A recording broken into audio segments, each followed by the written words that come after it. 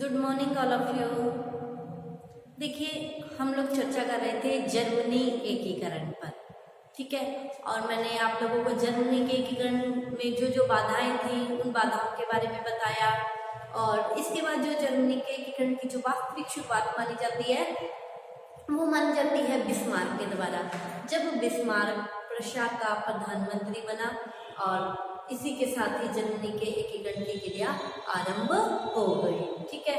और जो बिस्मार्क था वो जर्मनी के एकीकरण में सबसे बड़ी बाधा किसको मानता था?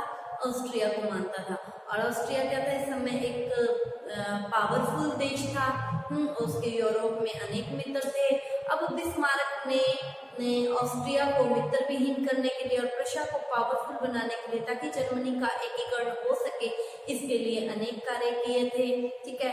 और फिर अब उसने जर्मनी के एकीकरण की ओर जब कदम उठाया तो जर्मनी का एकीकरण उसने 3 चरणों में पूरा किया था। हम लोगों ने ये पढ़ा।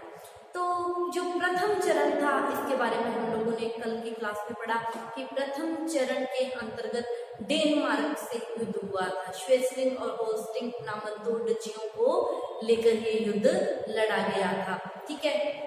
वैसे तो क्या है, प्रशा और ऑस्ट्रिया दोनों में तनातनी चल रही थी। क्यों? प्रशा अपने नेतृत्व में जर्मनी का एकीकरण चाहता था, जबकि ऑस्ट्रिया अपने नेतृत्व में जर्मनी का एकीकरण चाहता था।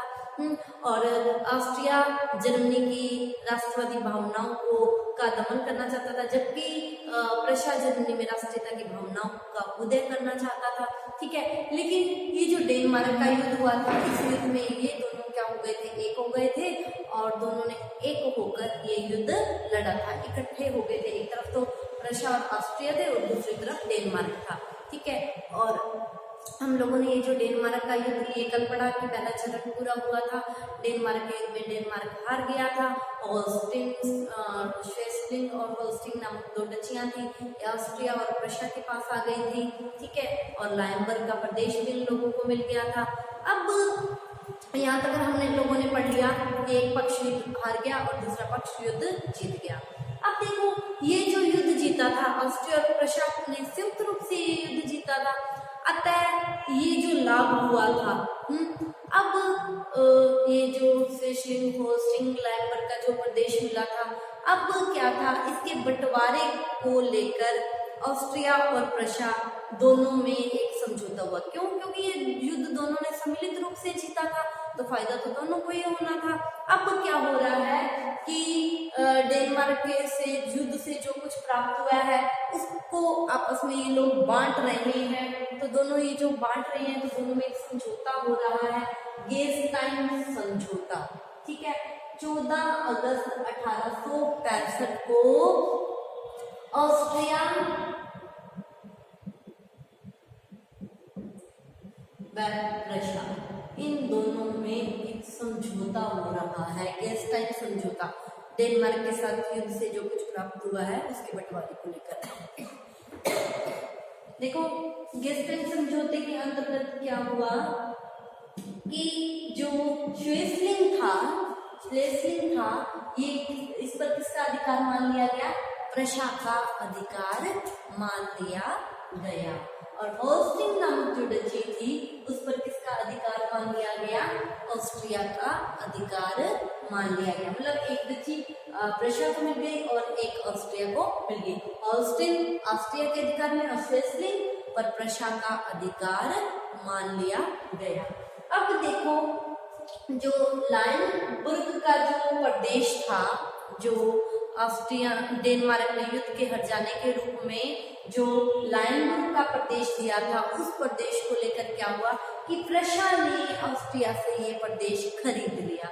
मतलब देखो, जैसे ये प्रदेश है, दोनों पर ऑस्ट्रिया का अधिकार है और प्रशा दोनों का अधिकार है, ठीक है। तो प्रशा ने क्या किया, जैसे कि बिस्मार्क में बता चुकी हूँ कि कूटनीतिज्ञ था, ठीक है। तो उसने कूटनीति दिखाते हुए ऑस्ट्रिया से ये प्रदेश खरीद लिया। मतलब आधा उसका था, जैसे इसकी कीमत डाल दी गई, ठीक है। आधी कीमत, जैसे अपने एग्जाम्पल ले रहे हैं कि 5 लाख एक कीमत लगा लें इसकी, तो 2.5 लाख प्रशा, 2.5 लाख ऑस्ट्रिया, ठीक है। तो प्रशा ने क्या किया या बिस्मार्क ने क्या किया कि जो ऑस्ट्रिया थे इससे के जो पैसे थे उसको देके उससे ये पूरा प्रदेश खरीद लिया। मतलब लायनबुर्ग प्रशा ने ऑस्ट्रिया से खरीद लिया और इससे क्या हुआ, प्रशा को कील का बंदरगाह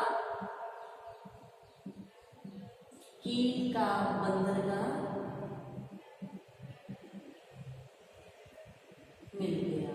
ठीक है, कील का बंदरगाह मिल गया और प्रशा का जो व्यापार था दिन दुगना रात चौगुना तरक्की करने लग गया। ठीक है, तो देखिए ये जो दोनों पक्षों के अंदर ये जो गेस्टाइन का समझौता हुआ था, इस समझौते के बारे में बिस्मार्क ने क्या कहा था कि मुझे विश्वास है कि ये समझौता स्थायी नहीं रहेगा। ठीक है, ये जो पुरानी ऑस्ट्रिया और प्रशा में शत्रुता तो थी, उसने क्या कहा था कि ये जो अब युद्ध हुआ है, हाँ ये जो समझौता हुआ है, ये जो दोनों देश ऑस्ट्रिया और प्रशा के बीच में जो दरार थी, उसको ऊपरी सतह से भरा गया, लेकिन वो दरार तो अंदर से वैसी की वैसी पड़ी है। ठीक है, और बिस्मार्क ने क्या कहा था कि कागज से दरार को ढक देने से दरार भर नहीं जाएगी और बिस्मार्क को ये विश्वास भी था कि ये जो गेस्टाइन का समझौता हुआ है ये स्थायी नहीं रहेगा। और हुआ भी क्या, यही हुआ। क्या हुआ कि ऑस्ट्रिया, बिस्मार्क क्या चाहता था, ऑस्ट्रिया से युद्ध चाहता था। क्यों युद्ध चाहता था, वो जर्मनी का एकीकरण करना चाहता था और उसको पता था कि जर्मनी का एकीकरण करने में सबसे बड़ी बाधा कौन है, ऑस्ट्रिया है, और ऑस्ट्रिया को जर्मनी से बाहर निकालना पड़ेगा। ये जो संघ बनाया है इसे बाहर निकालना पड़ेगा। अगर ऑस्ट्रिया को इस संघ से बाहर निकालना है तो क्या है, युद्ध अनिवार्य है। ठीक है, तो अब उसको ये पता था कि समझौते का उल्लंघन तो होना ही है, समझौता स्थायी नहीं रहेगा। तो अब उसको जब ये बात भी पता थी तो भी ऑस्ट्रिया से युद्ध अनिवार्य है। और ऑस्ट्रिया को बड़ा झटका लगा कि मैंने क्या कर दिया, लायनबर्ग का प्रदेश प्रशा को दे दिया। उसको बाद में इस चीज का एहसास हुआ। ठीक है, तभी तो बिस्मार्क ने ये बात कही थी कि मुझे विश्वास नहीं हो रहा कि ऑस्ट्रिया का कोई राजनीतिज्ञ ऐसा होगा जो गेस्टाइन के समझौते पर हस्ताक्षर कर देगा। ठीक है, तो उसको इसलिए इस बात का आभास था कि युद्ध तो होगा ही होगा और वो भी चाहता था कि युद्ध हो, बिस्मार्क भी चाहता था कि युद्ध हो। ठीक है, और उसको पता था कि युद्ध होएगा, अतः उसने बिस्मार्क ने पहले से तैयारी शुरू कर दी। उसको पता था कि मैं यूरोपीय शक्तियों का समर्थन लेना प्राप्त कर दूं, यूरोपीय शक्तियों को अपनी ओर कर लूं, ताकि कल को मेरा ऑस्ट्रिया से युद्ध होता है तो यूरोपीय शक्तियां मेरी सहायता करें। इसीलिए उसने कई देशों से सहायता भी प्राप्त की, जैसे रूस के जार को उसने बिस्मार्क ने अपना मित्र बनाया। पोलैंड पर आक्रमण को लेकर हम लोग पहले भी कल की क्लास में इस टॉपिक पे चर्चा कर चुके हैं। ठीक है, और उसने फ्रांस को भी राइन का प्रदेश देने का लालच दिया कि मैं तुझे राइन का प्रदेश दे दूंगा। इटली को क्या किया, मैं तुझे वेनेशिया दिलवा दूंगा। इटली से भी क्या कर ली, मित्रता कर ली। ठीक है, तो रूस से भी मित्रता कर ली, फ्रांस से भी मित्रता कर ली, इटली से भी मित्रता कर ली। अब क्या है, बिस्मार्क अवसर की तलाश में था, मतलब इससे युद्ध मोल लेने का अवसर ताक रहा था। ठीक है, वो भी क्या था, अवसर की तलाश में था, बहाना ढूंढ रहा था इसके साथ युद्ध का।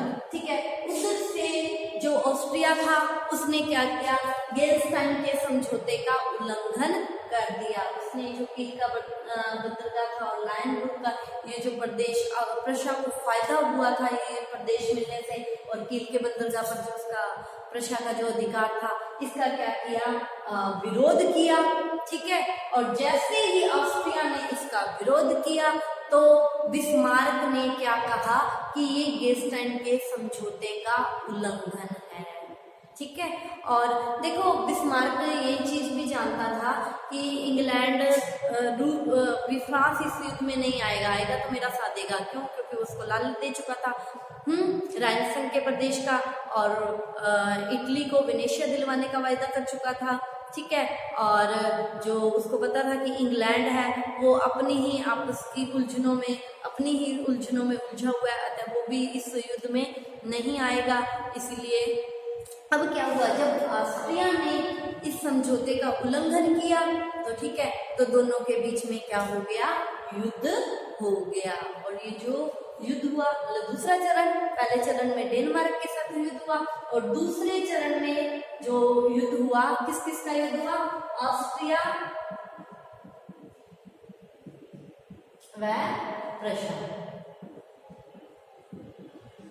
समझौते का उल्लंघन किया। गेल्स्टाइन समझौते का उल्लंघन किसने किया? ऑस्ट्रिया ने किया। कई बार छोटा क्वेश्चन पूछ लिया जाता है गेल्स्टाइन समझौते पर, ठीक है। तो जर्मनी ने, ऑस्ट्रिया ने जब गेल्स्टाइन के समझौते का उल्लंघन किया तो जर्मनी ने उस पर, बिस्मार्क ने समझौते के उल्लंघन का आरोप लगाया और दोनों में क्या हो गया? युद्ध हो गया। और यही इसका दूसरा चरण था। दूसरे चरण में जो युद्ध हुआ वो सेडोवा नामक स्थान पर हुआ, इसलिए इसे सेडोवा का युद्ध कहा जाता है। कब ये हुआ युद्ध? 3 जुलाई 1866 को ऑस्ट्रिया व प्रशा के मध्य सेडोवा का युद्ध लड़ा गया, ठीक है।